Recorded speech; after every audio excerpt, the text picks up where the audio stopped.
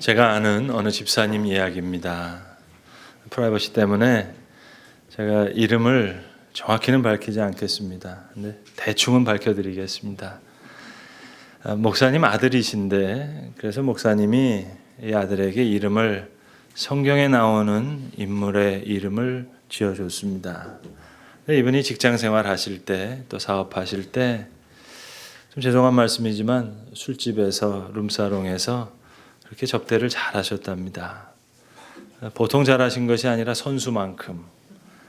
그래서 계약도 많이 따내고 그렇게 하셨다는 거예요. 근데 이제 문제는 이제 계약서를 쓰고 도장을 찍고 명함을 주고 받아야 되는데, 아시듯이 성경의 이름이 좀 특이하잖아요. 대충 뭐 다니엘, 사무엘, 요셉, 다윗 그런 거 아닙니까? 그래서 이 이름 때문에 결국은 그 생활을 청산하게 됐다 하는 대단히 은혜스러운 얘기입니다. 제가 미국에서 유학하면서 첫째 아들을 낳고 나서 미국이니까 이제 영어로 이름을 등록해야 되기 때문에 그 집사님 이름이 생각이 나서 아예 더 세게 이름을 하나 지어줬습니다. 임마누엘이라고. 이메뉴얼 킴. 그러니까 제 아들은 이제 나중에 커서 술집 가서 누구 만나서 누구 인사할 때 My name is Emmanuel 이렇게 인사해야 됩니다. 처녀가 잉태하여 아들을 낳으리니 그 아들의 이름을 임마누엘이라 하리라. 번역한즉 하나님이 우리와 함께 계시다 함과 같으니라. 하나님은 우리와 늘 함께 계시기를 원하십니다. 여러분, 정말 그 부분에 있어서는 하나님을 말릴 길이 없어요. 여러분이 아무리 불편해하신다 하더라도 하나님, 피차 상당히 좀 나쁘끄러운 일이 있을 수 있으니까 제가 다음 주에 꼭 오겠습니다. 절대로 안 빠질 테니까 인사드릴 테니까 오늘 여기서 그냥 인사하시고 제가 일주일 후에 와서 또 만나 뵙고 인사드리겠습니다. 아무리 그렇게 하실지라도 우리 하나님은 보통 철저하신 분이 아니세요. 어디든 못 가시는 분이 아니세요. 임마누엘의 하나님이시니까 뭐 술집이건 여러분 룸사롱이건 안 찾아가시겠어요? 다 찾아가시니까 우리를 너무 사랑하셔서 우리와 함께 하시기를 원하십니다. 그러니까 이것이 우리 하늘 아버지의 속성입니다. 임마누엘, 그건 아기 예수의 이름이 아닙니다. 이 속에 하나님의 깊은 마음이 있고 생각이 있어요. 이 성탄은 그래서 하나의 사건이기보다는 하나님의 속성이라고 하는 말이 옳겠습니다. 그런데 많은 분들이 성탄을 하나의 사건으로, 하나의 역사로 그렇게 이해하려고 하고 그렇게 설명하려고 해요. 그래서 늘 베들레헴 마구간의 말구유, 거기서부터 이야기를 시작합니다. 세 사람의 동방박사가 찾아온 이야기, 들에서 양을 치던 목자들에게 기쁜 소식을 전한 천사의 얘기, 그 소식을 들었던 이 마리아와 요셉의 이야기, 그게 성탄의 이야기라고 그렇게 생각합니다. 제가 어렸을 때 유년주일 학교 다닐 때 말입니다. 제가 이래봬도 교회 할리우드 출신입니다. 그래서 거기서 잔뼈가 굵었는데 처음에는 이제 엑스트라부터 시작했어요. 주로 이제 목자 1, 2, 3 뭐 간단해요. 이렇게 졸고 있다가 천사 소리 나오면 이렇게 잠깐 깨면 되는데, 근데 제 기억이 지금 정확하지가 않은데 그때 그냥 다른 배우들도 별로 대사는 없었던 것 같아요. 그러다가 제가 조연급으로 이제 올라가서 동방박사 이런 거 했거든요. 그래도 주로 선생님이 나레이션을 한 것 같고, 뭐 모략과 유황과 황금 할 때 이제 그런 역할하고, 나중에 이제 주연급으로 캐스팅 돼가지고 요셉 역할 할 때도요 별로 대사가 없었어요. 그냥 꽂아놓은 보리자루처럼 이렇게 있고. 하여튼 옛날에는 왜 이렇게 선극을 많이 했는지 몰라요. 지금 생각하면 되게 촌스러운 건데 아무튼 이렇게 재연을 하는 겁니다.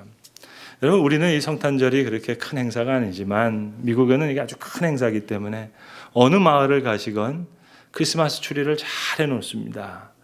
눈 하나 내려오지 않는 저 캘리포니아나 아주 더운 아리조나 같은 동네를 가셔도 크리스마스가 되면 온 동네가 크리스마스 추리를 하고, 그리고 교회에는 또 특별히 큰 집 앞에는 이제 요 베들레헴 마구간, 그걸 이제 인형들 가지고 이렇게 꾸며가지고 이걸 이제 재현합니다. 그러니까 우리가 성탄을 설명하려고 하는 하나의 방식이라고 할 수 있겠죠. 그러나 성탄은 사건이기도 하지만 그것을 넘어서는 하나님의 속성입니다. 우리로서는 참 이해하기가 힘든 것인데 하나님 우리를 그렇게 사랑하세요. 우리가 아무리 못된 행동을 해도 하나님 그렇게 우리를 사랑하셔서 늘 함께 계시기를 원하세요. 그래서 창세기 첫 장부터 요한계시록 마지막 장까지 모든 내용이 하나님께서 우리와 함께 하시기를 원하시는 그런 내용입니다. 창세기 첫 장부터가 그렇고 저 요한계시록 마지막 장도 그래서 주 예수여 어서 오시옵소서. 이게 하나님의 속성이기 때문에 성경 첫 이야기부터 마지막 이야기까지 온통 이 얘기로 가득 차 있어요. 고로 양치는 목자들이 들었던 그 성탄의 소식으로 성탄을 다 담을 수가 없습니다. 동방박사의 이야기로 이걸 다 담을 수가 없어요. 자, 보세요. 오늘 본문 15절에 벌써 성탄의 원복음이 여기 들어있잖아요. 하나님이 타락한 아담을 찾아가시는 거예요. 선악과를 먹는 날에는 정령 죽으리라 하셨어요. 그러면 죽이시면 되잖아요, 여러분. 찾아가실 필요가 뭐가 있어요? 그런데 찾아가시는 거예요. Waiting God, 기다리시는 하나님이 아니라 Seeking God, 찾으시는 하나님이에요. 오늘 본문에 그날 바람이 불 때에 동산에 거느시는 여호와의 음성을 들었다 했는데 그날, that day, 타락한 바로 그날 찾아가시는 겁니다. 하나님은 우리 인간을 지으실 때 적어도 3단계를 가지고 지으셨어요. 첫 번째는 흙으로 만드시고 두 번째는 거기에 하나님의 형상과 모습을 넣으시고 그리고 세 번째 생기를 코에 불어넣으셔서 생명이 되게 하셨습니다. 이 3단계예요. 그러니까 우리가 죽을 때도 그냥 죽는 게 아니라 적어도 3단계를 거칩니다. 우리가 영적으로 죽으면서 하나님의 영이 우리에게서 떠나요. 영적으로 죽는 거예요. 그리고 두 번째는 이 영적으로 죽은 인간이 이제 시간이 흐르면 우리 육신의 목숨이 끊어져서 우리의 이 육신도 이제 썩어질 거예요. 흙이 될 거예요. 그리고 이제 그걸로 끝나는 게 아니에요. 마지막 세 번째는 영원한 죽음이 있어요. 그러니까 3단계로 만드셨기 때문에 3단계로 죽게 되어 있어요. 그러니까 정령 죽으리라 하셨으니까 죽을 거예요. 하나님은 시건하시는 분이 아니시니까. 그런데 3번에 걸쳐서 죽이세요. 아유, 하나님 잔인하게 한 번에 죽이시지 3번에 죽이냐. 그게 아니고요. 이게 사랑입니다. 보세요. 영적으로 죽었다고 육신적으로 죽이고 영원한 죽음을 하게 되면 다시 기회가 없잖아요. 그래서 이미 영적으로 죽었지만 이제 우리의 목숨이 끝나는 이 시간까지 죽음의 유예 기간이 우리에게 주어졌습니다. 회복할 기회를 주시는 거예요. 그래서 이 사이에 하나님께서 우리를 찾아오시는 겁니다. 아담아, 내가 어디 있느냐? 어디 있는지를 몰라서 물으시는 게 아니에요. 동산나무 뒤에 숨은 걸 아셨죠. 그러나 아담아, 내가 어디 있느냐 물으세요. 그리고 누가 너의 벗었음을 내게 알렸느냐. 2장 마지막 절에 보시면 아담과 하와가 서로 벌거벗었으나 부끄러움을 몰랐다 그랬어요. 그런데 서로 이제 부끄러워하면서 무화과 잎으로 앞을 가렸어요. 내가 먹지 말라 명한 그 나무 열매를 너희가 먹었느냐. 여러분, 이건 다그치시는 게 아니라 계속 기회를 주시는 겁니다. 바른 대답을 할 수 있도록. 그런데 오늘 아담이 계속 변명해요. 하나님이 주셔서 나와 함께 하신 이 여자가, 여러분 언제는 뼈 중에 뼈리요 살 중에 살이라 그랬는데 이 여자가 그래요. 여러분 이렇게 딴소리하고 변명하고 전가하면 이렇게 나오는 녀석 더 이상 볼 것 없잖아요. 죽여버리시면 되잖아요. 그런데 이 인간에게 오늘 성탄의 소식을 전해주시는 겁니다. 오늘 본문을 잘 보세요. 성탄의 소식은 마태복음 1장에 처음 주어진 게 아니에요. 오늘 성경의 이 첫 장면부터 성탄의 이야기가 나옵니다. 성탄은 하나님의 속성이니까. 죽어야 할 인간에게 오히려 성탄의 소식을 전해주세요. 그것도 오늘 뱀에게 주신 말씀이에요. 내가 너로 여자와 원수가 되게 하고 너의 후손과 여자의 후손이 서로가 원수가 될 텐데 여자의 후손은 너의 머리를 상하게 할 것이라. 여자의 후손, 성탄을 약속하시는 겁니다. 성도 여러분, 그럼 우리가 논리적으로 한번 생각해 볼까요? 이렇게 난리를 치시면서 자, 성탄을 약속하셨으면 그럼 다음 장인 창세기 4장에서 성탄의 약속을 성취하시고 그러고 이야기 끝내시면 되잖아요. 그럼 더 간단한 거 아닙니까? 왜 구약의 이 긴 시간 동안 여러분 성경 읽기도 힘든데 이렇게 하실 필요가 없잖아요. 빨리 끝내면 훨씬 간단한 거 아니겠어요?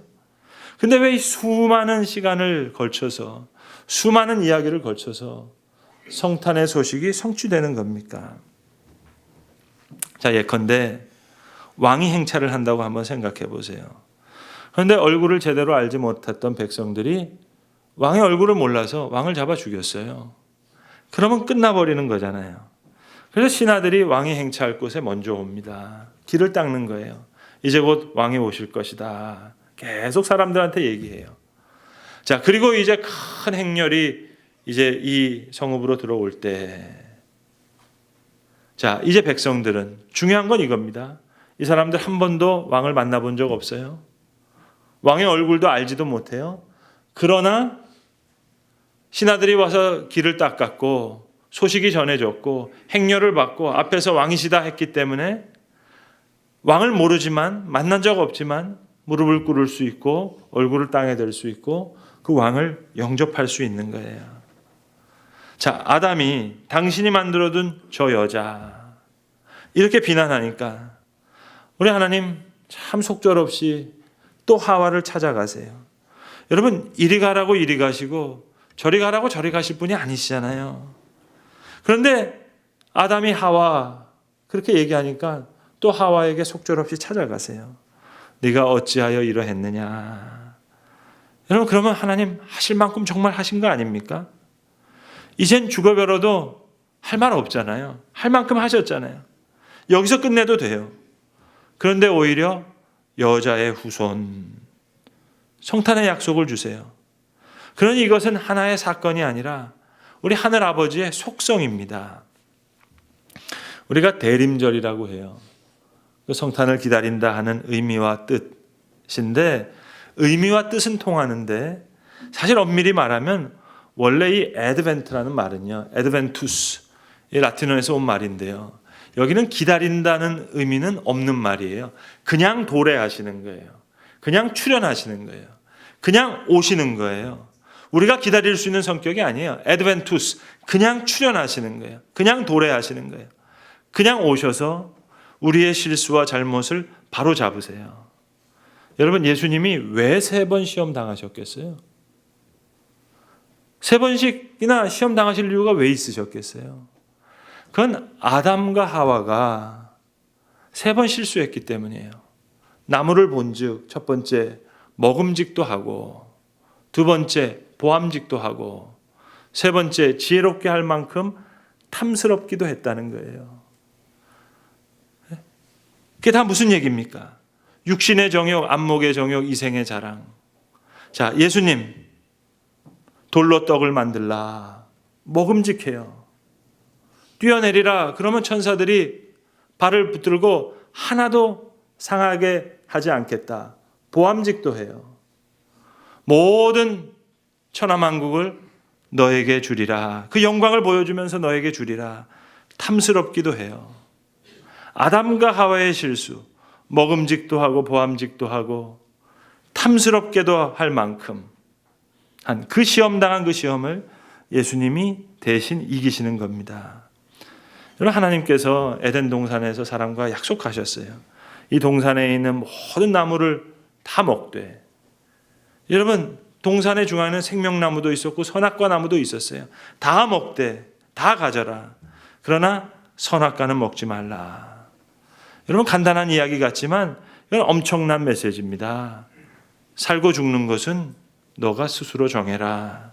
그 말씀이 얼마나 중요한 얘기입니까? 너가 스스로 선택하고 너가 스스로 결정해라. 먹는 날에는 정령 죽으리라.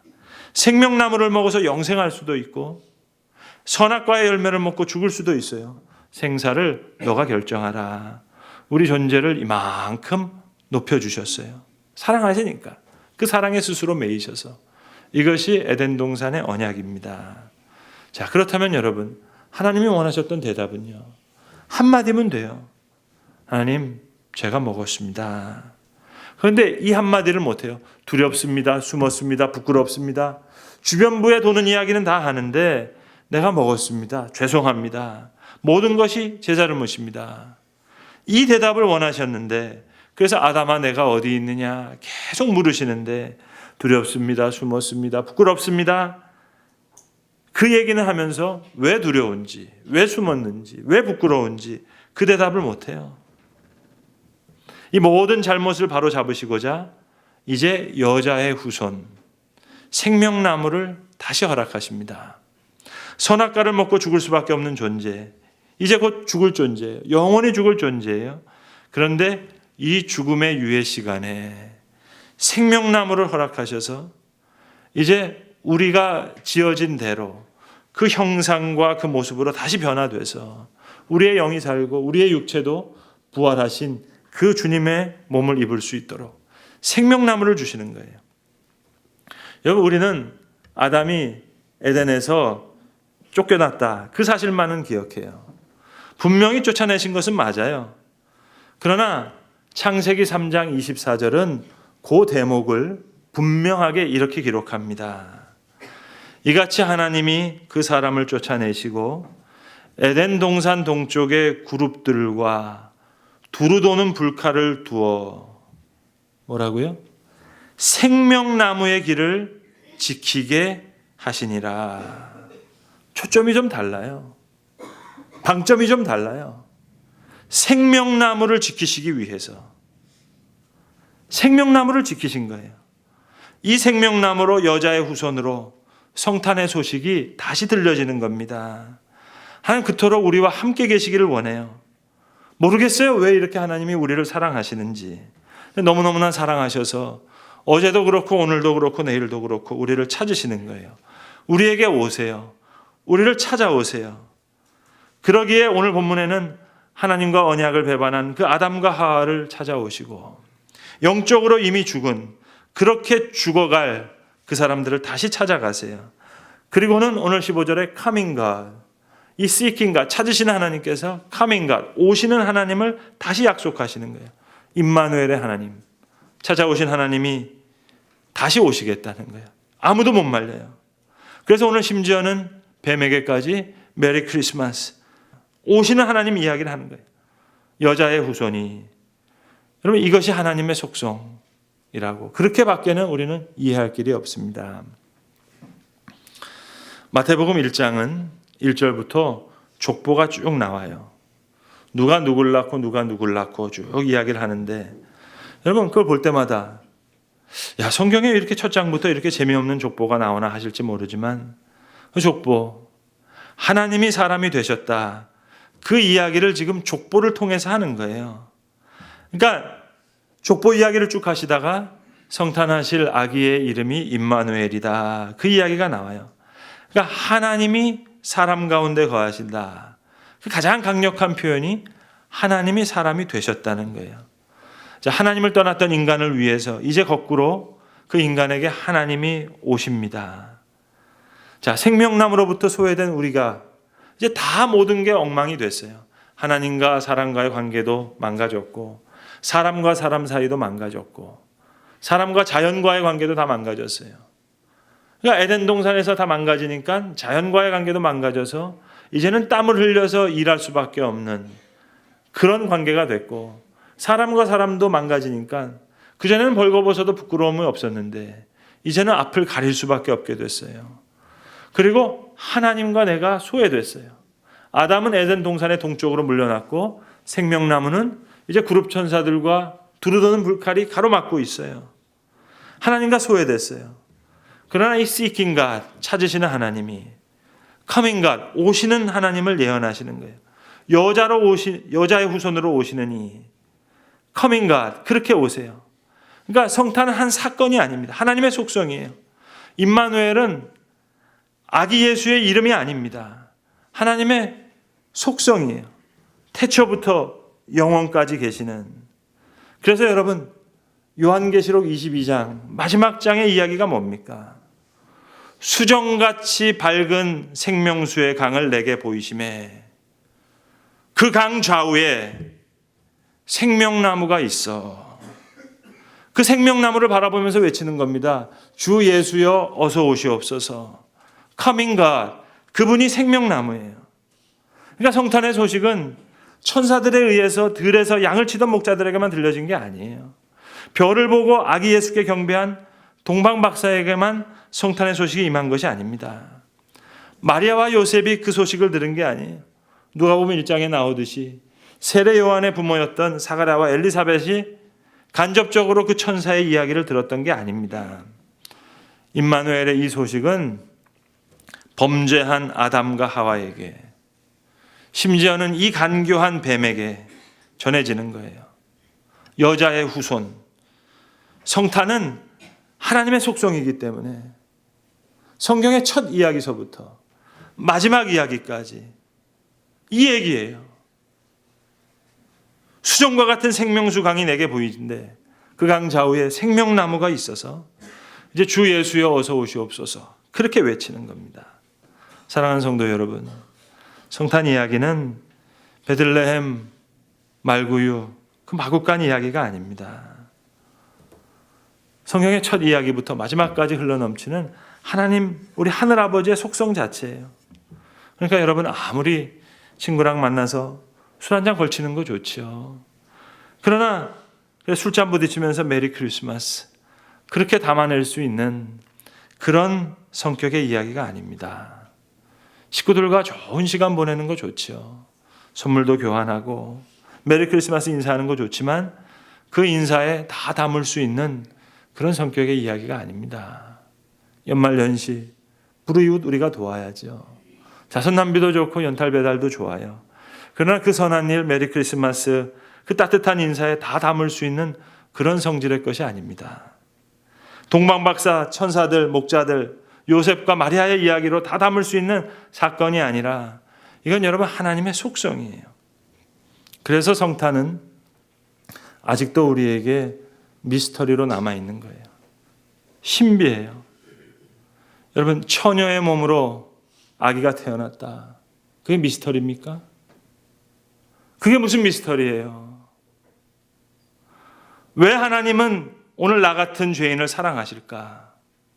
왜 이렇게 어두운 내 마음에도 오늘 또 찾아오시나? 왜 이놈을 사랑하시나?